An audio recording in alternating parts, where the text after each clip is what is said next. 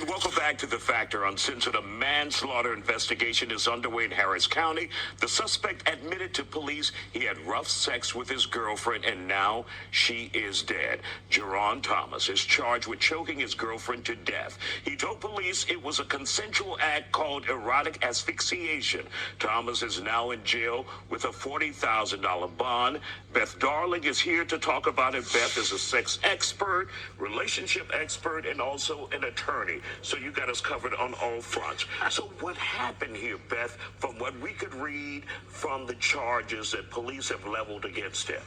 Well, so I didn't do criminal law, but let's assume for the moment that he was telling the truth, that this was about a sexual act.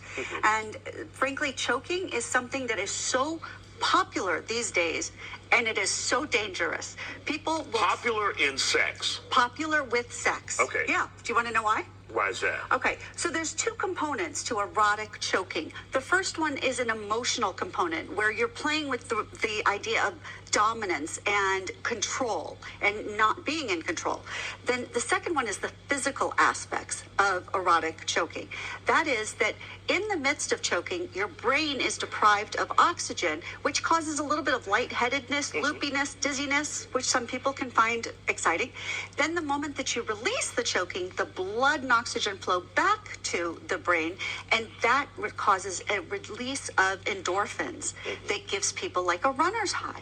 So that's why people are seeking out this sort of extra pleasure on top of the orgasm. But there is no instructions out there for this, well, right? Or are there, and people just don't know where to look, or people just hear about it and say, let's choke? Yeah, so people do just say, oh, let's choke, and it's ridiculous. It's awful. You know, I want to encourage people to have great, sexy fun, but you need to be smart about it. There are people and there are places that you can find information about how to, quote, do choking. At least I wouldn't say it's always safe, but to minimize the risk. I doubt that in my mind, I'm like, why is this a thing? Why do people need to be choked? Just have sex and call it a day. I know. Well, that's too I old think school. That would be too old school and stuff. So, but it is common, and I know that I have coached clients. I had one man who suffered impotence for several months because he had a first date, and on the first date, his partner wanted her to choke him, and wanted him to choke her.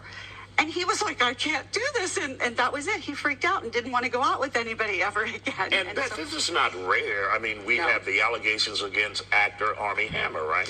Right. So Armie Hammer also, it wasn't just the choking, but it was that sort of kinky sex. There were allegations of blood. There were allegations of consensual non-consent.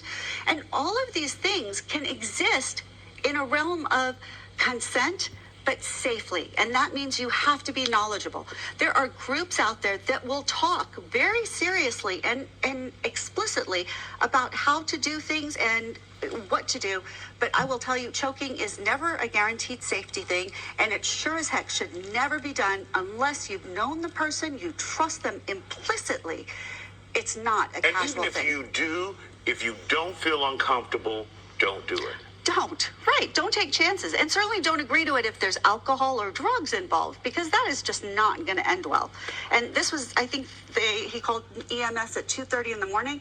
I'm guessing there were some alcohol or some drugs involved, which is just, that's like playing with a gun when you're under the influence. So it's dangerous, and we do need to talk more about it. That Armie Hammer situation really showed the world that we need to understand what kinky sexy is, and then we need to be very explicit with our consent.